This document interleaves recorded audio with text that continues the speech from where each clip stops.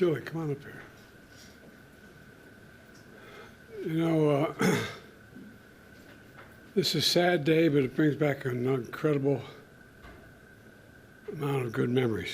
Today, America and the world, in my view, lost a remarkable leader.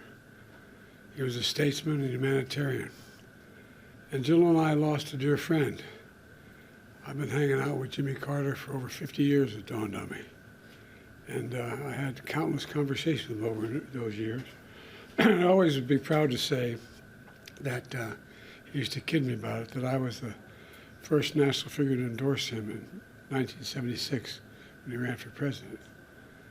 There was an overwhelming reason for it, his character. What I find extraordinary about Jimmy Carter, though, is that millions of people all around the world, all over the world, feel they lost a friend as well, even though they never met him. And that's because Jimmy Carter lived a life measured not by words, but by his deeds. Just look at his life's work. He worked to eradicate disease, not just at home, but around the world. He forged peace, advanced civil rights, human rights, promoted free and fair elections around the world. He built housing for the homeless with his own hands. And his compassion and moral clarity lifted people up and changed lives and saved lives all over the globe. Jimmy Carter was just as courageous in his battle against cancer as he was in everything in his life. Cancer was a common bond between our two families, as with many other families. And our son Bo died. When he died, Jimmy and Rosalind were there to help us heal. Jimmy knew the ravages of the disease too well. He lost his father, his brother, his sisters to this terrible disease. So when Jimmy was diagnosed, we did our best to comfort him. We met with him down in Plains. We met with him anyway. We talked and shared our beliefs that as a nation, we have the talent. We have the talent and the resources to one day end cancer as we know it if we make the investments. He believed that like I do. I'll always cherish having seen Jimmy and Rosalind Carter together. Theirs was a love affair of the ages. While we'll miss them both dearly, I do take some solace in their kids were saying it, that they're united once again. We're going to remain forever in our hearts, but they're together again. The entire Carter family, on behalf of the world, the whole nation, we send our whole heartfelt sympathies and gratitude. Our gratitude for sharing President Carter with us for so many years. You know, Jimmy Carter stands as a model of what it means to live a life of meaning and purpose, a life of principle, faith, and humility. His life dedicated to others. You know, he was like my dad. He thought that, he said, Joey, a job's about a lot more than a paycheck. It's about dignity, your dignity. About being able to look your kid in the eye and say, honey, everything's going to be okay. He believed, as I do, and many as you do, that that's absolutely possible. It's within our grasp to do that. It's not that hard. In his life, he served the nation in the Navy. He led the state of Georgia. He became president and a beloved statesman all over the world. But to know his core, you need to know he never stopped being a Sunday school teacher at that Baptist church in Plains, Georgia. Today's world, some look at Jimmy Carter and see a man of a bygone era. With honesty and character, faith and humility, it mattered. But I don't believe it's a bygone era.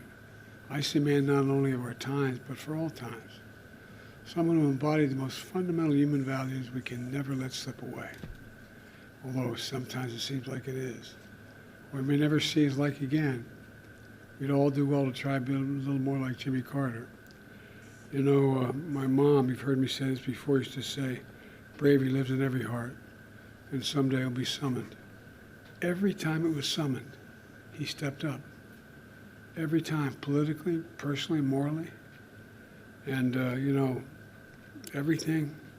The one thing I admired most about him, he thought and believed, and he really did believe this, and I do as well, that everybody deserves an even shot. No guarantees, just a shot. Everybody deserves a shot. And, you know, he gave an awful lot of people a chance.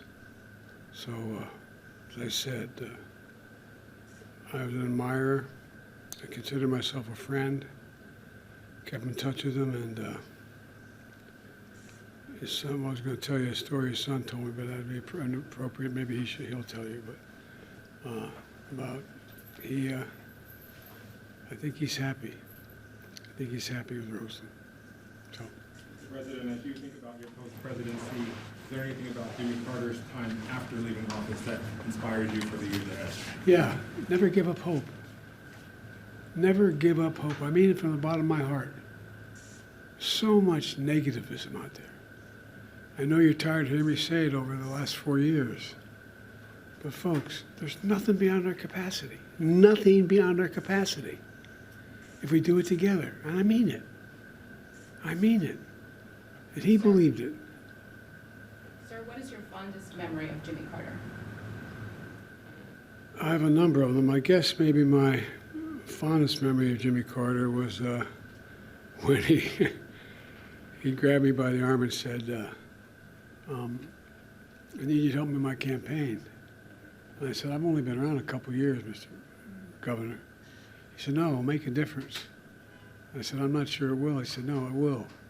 And when I endorsed him for president, I told him why I was endorsing him, and that it was not only his policies, but his character, his decency, the honor he communicated to everyone. And but he was also very, very, he and Roseland were very kind to Jill and me when we lost our son, Bo. They were there for us. And I don't know, I think that what Jimmy Carter is an example of is just simple decency. Simple decency. And I think that's what the rest of the world looks to America for. So what members of the family have you spoken to? I think I've spoken to all the children. Maybe some, I just got off the phone with, I think there were, I don't know how many on the phone, but I think, and I've spoken to some of the friends of the family. They're helping with the services. And my team is working with his family and others to see to it that he is remembered appropriately here in the United States and around the world. There's a process we're going through that will take a little time to set up this. I announced earlier today we're going to do a major service in Washington, D.C. on behalf of him. But that's a formal procedure that's underway. So I'm sure we start talking a lot to the family between now and my main contact is Chip. Is there any Thank you. President Trump to take from President Carter? Decency. Decency. Decency. Everybody deserves a shot. Everybody. Can you imagine Jimmy Carter walking by someone who needs something and just keep walking? Can you imagine Jimmy Carter referring to someone by the way they look or the way they talk? I can't. I can't. You know, I think the end of the deal here is that one of the reasons why we're looked to by the rest of the world, for the bulk of our nationhood, we've laid out what our values are. You said what we believe. It's not just in the Declaration, we hold these truths to be self-evident, but there's a feeling. The rest of the world looks to us. And he was worth looking to. So thank you very much. Appreciate it. Thank you. Thank you.